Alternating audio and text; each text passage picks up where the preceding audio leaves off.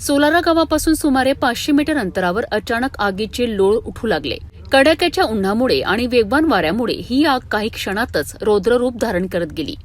या आगीत 4 ते 5 शेतांमध्ये साचलेला कचरा, पालापाचोळा, झाडाझुडपांचे ढिगारे तसेच लाकडी इंधन पूर्णपणे जळून खाक झालेत.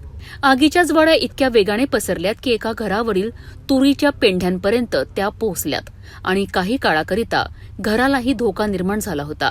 मात्र गावकऱ्यांनी तातडीने धाव घेत पाणी आणि उपलब्ध साधनांच्या मदतीने परिस्थिती नियंत्रणात आणली.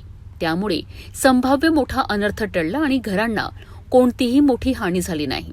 या घटनेत काही शेतकऱ्यांच्या कृषी पंपांच्या वायरिंगचे नुकसान झाले आहे, परंतु शेतकऱ्यांनी आधीच शेतमालाची कापणी करून घेतल्यामुळे मोठे आर्थिक नुकसान टळलेत.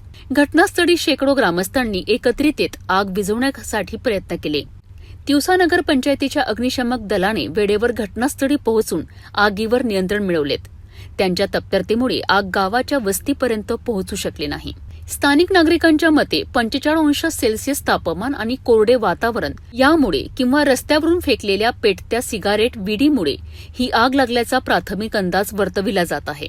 मात्र अधिकृत कारण अद्यापही स्पष्ट झालेले नाही. या भागात वारंवार आगीच्या घटना घडत असल्याने शेतकरी वर्गांमध्ये भीतीचे वातावरण निर्माण झाले आहे. प्रशासनाने याकडे गांभीर्याने लक्ष देऊन आगीच्या कारणांचा सखोल तपास करावा अशी मागणी ग्रामस्थांकडून केली जात आहे.